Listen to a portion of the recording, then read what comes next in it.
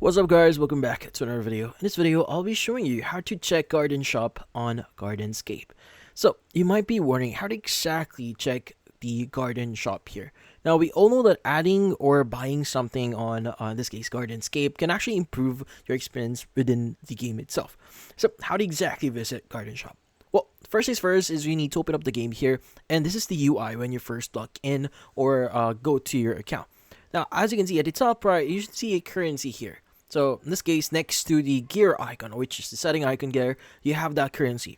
What you need to do is you just need to press on it, and this will open up the garden shop.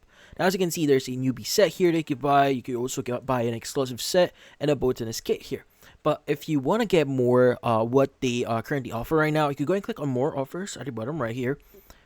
And from here, it should give you this option here to basically see or buy any kit here. You have more kits here like florist kit, gardener kit, butler kit, and you also have like you also have the option to buy currency here if you want.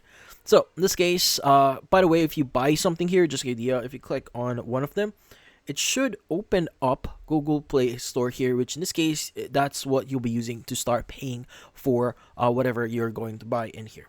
But yeah, so in this case, that's about it.